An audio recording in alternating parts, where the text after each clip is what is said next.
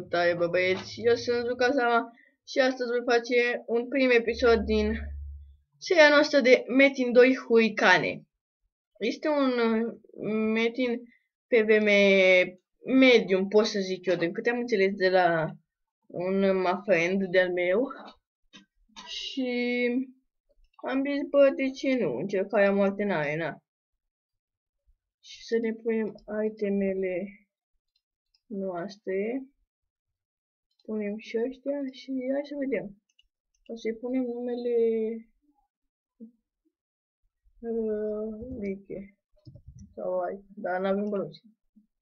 Hai să fiu de incubator. Uitați-vă și voi ce fi. Să începi că din asta. Un pui de ren. Pe V1000, 7 zile. Frumos, cum ne place nouă, pe barosăneală.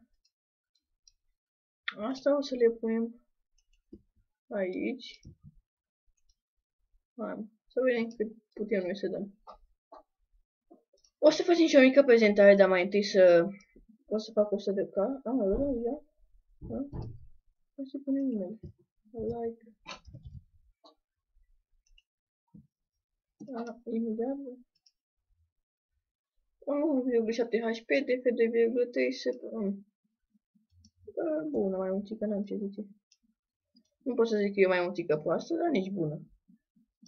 Nu strică. Așa. Să băgăm buff-urile, că am uitat să le bag. Așa. Să vedem cât dăm.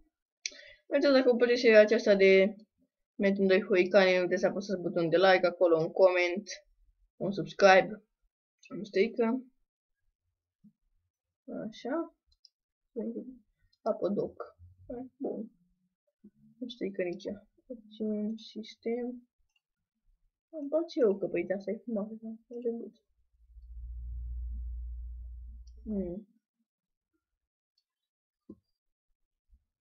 Bănuiesc că o să fie mulți player aici. Sau nu?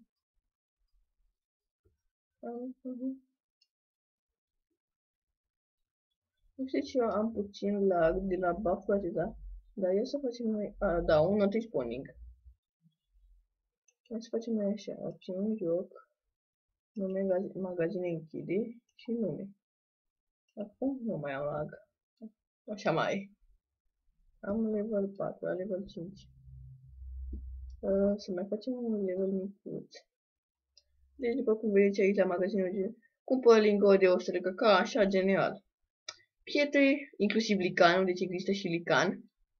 Aici. E ceva bun, pot eu să zic. Power Puff, asta mi-a dat o piatră. Curcubeu. Care pot să zic eu că e bună. Adică, na, ce pot zice, bă? Nu pot să zic că, uai, mi-o dai mie, nu-ți mai trebuie ție, îmi dai mie ce nu-ți trebuie ție. Nu, e bună, bă, orice e binevenit. Adică, de ce nu? Mai băgăm așa o dată. O mică mantie. De fapt, o mică mantie, o foarte mare mantie. Că și le facem level 5. Mă întreb oare dacă o piatră asta curcubeu este doar pentru un singur skill. Sau este pentru toate. Dacă ar fi pentru toate, ar fi bine. Dacă nu, nu știu ce să zic. Dacă nu, nu. Hai să mergem să ne luăm magiile. O să luăm și o freză. Freza mea preferată, adică cea în coadă. De ce? Pentru că, nu știu, aia în batic e utilizată de 75% în populația de pe Metine. Ia mă disponibil. Așa, pe când asta este de restul. Și am zis, bă, de ce nu? Sunt curios dacă atunci când intri pe Lican, de exact la fel cum te dă și pe ăla, adică în mapa lui specială. Așa, ne luăm skill-urile. Deci există și al 6-lea skill. Asta e bine. Așa. Deci punem aua pe F1, voltejul pe F2. F3 zibitura. F4 US 4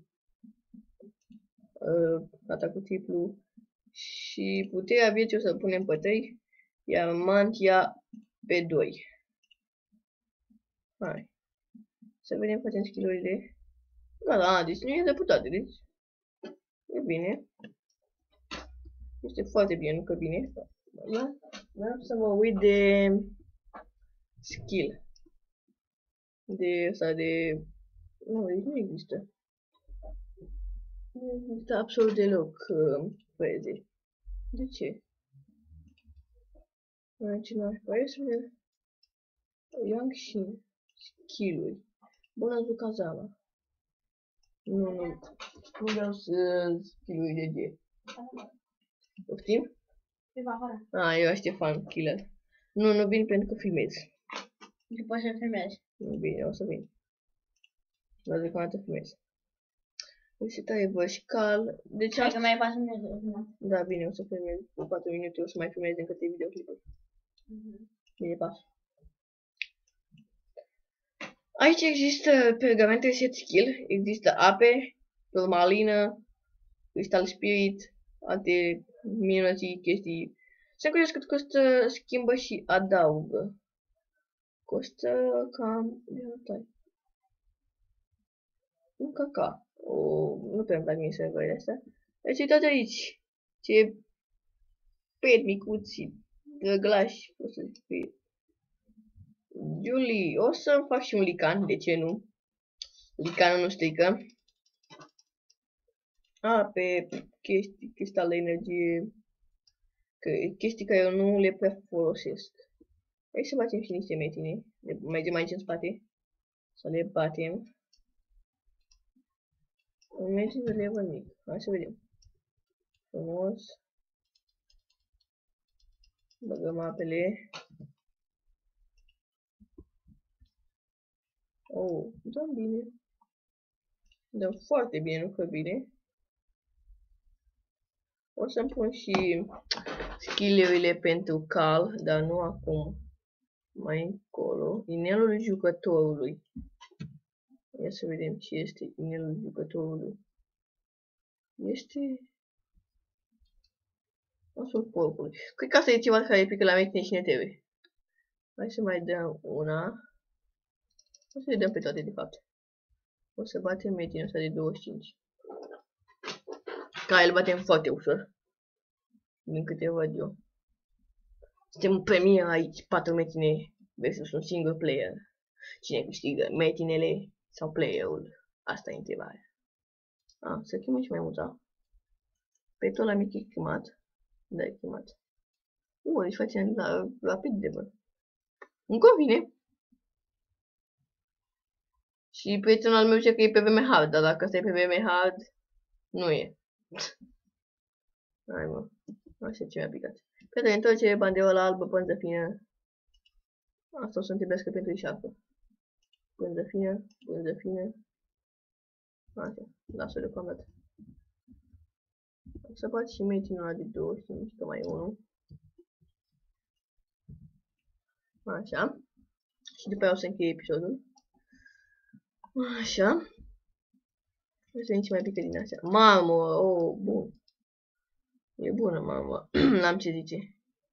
Nu mă vait. Piață de asta, bun. Data viitoare o să revin cu ceva mai bun, adică o să fac eu de niște iteme acolo. Așa. Să vedem cine pică. Hai, încă o pânză. Cutie rubin misterioasă. Ia să vedem ce pică din ea. Costum Azrael. E F. Nu-mi trebuiește. Mai vreau din astea. Pânză. Nu e pânză? Nu e pânză. Hai mă, să batem și meciul ăsta de level 5. Că na, ne bate Dumnezeu.